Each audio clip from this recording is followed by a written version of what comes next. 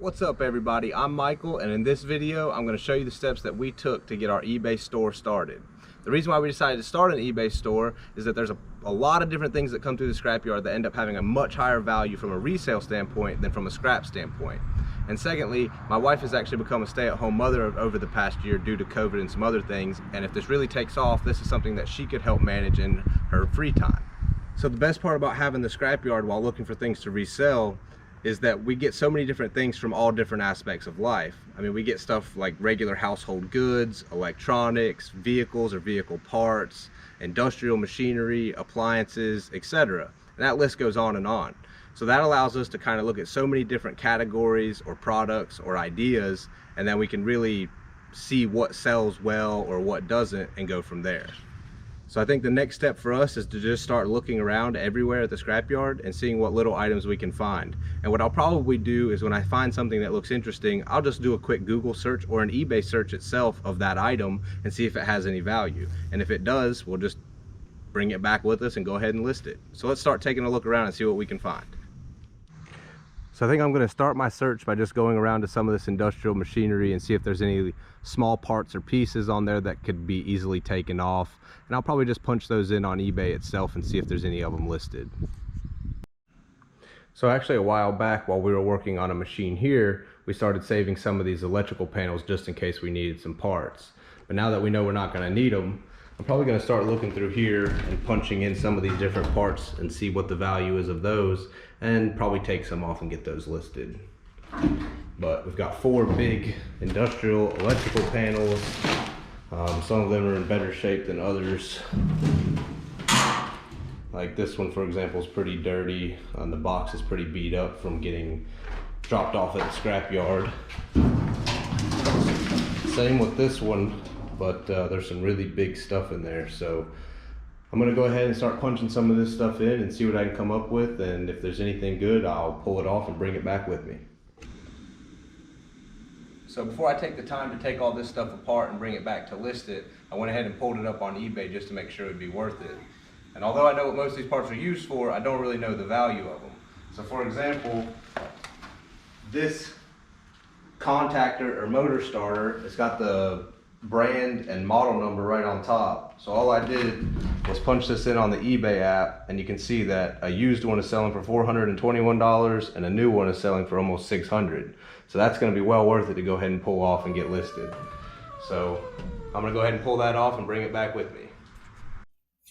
Alright, so we've made it back to a computer and we're ready to list our first item.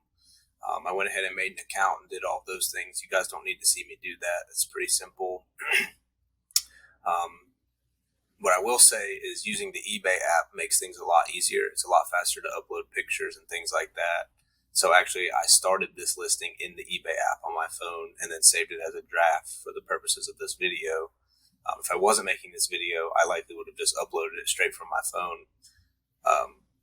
So I took the item that we wanted to list, which was this ABB A185 contactor, and when I punched those numbers into the eBay listing, it actually pulled up this item for me and put this title in. All I did was add used, just so people knew that this was used and not new. Also, eBay, since it had these from previous listings, it goes ahead and fills out all of the detailed information. But this is where using the app is a lot easier. So instead of having to transfer the photos to a computer and then to upload them onto eBay, you can just upload them straight from your phone to the eBay app, and then it saves them as a listing and you don't have to fool with them anymore. So then scrolling down, add a description. It just put the title here for the description. I may add a couple things in here saying that it is used but in good condition. Things like that.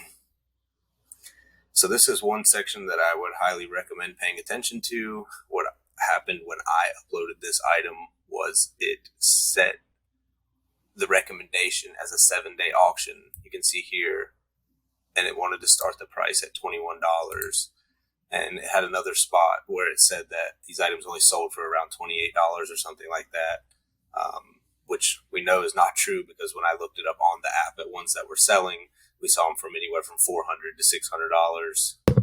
So before I went ahead and set the price, I did a quick Google search here of this item, and you can see that they range anywhere from $1,200 or $1,300 for a new one to $400 for a used one, $485. And so I think the cheapest one I saw was this $480 on eBay, which is why I decided to price mine at $395. That way they're getting a good discount for purchasing mine versus somebody else's. And again, mine is used. So that's pretty much that. I'm going to stick to the buy it now. That way, if they want to buy it, they can also make an offer if they want and don't want to pay that price. But that way, this item's not going to end up selling for $20 or $30 because I would rather wait it out and get as much as we can. So the last section down here is the shipping section, and it asks for you to put in the package weight and the package dimensions.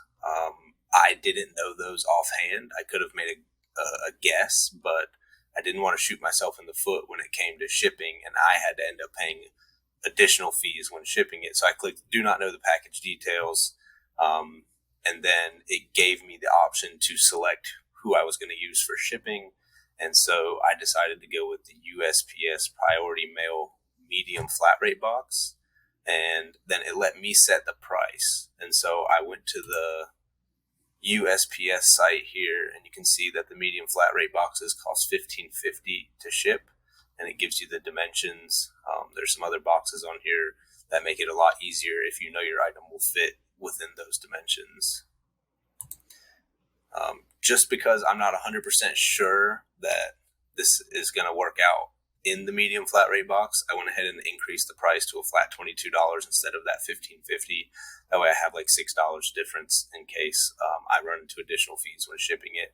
But if someone were to buy this item, and let's say the shipping was $40 and they paid $22, I listed it that way, so I would just eat the difference in the shipping. But I do think that I'll have my bases covered here. But as far as I can tell, that's as easy as it gets. It's pretty simple. We're going to go ahead and list this item, and then we're going to list some other items that we picked up today too. But it's pretty easy.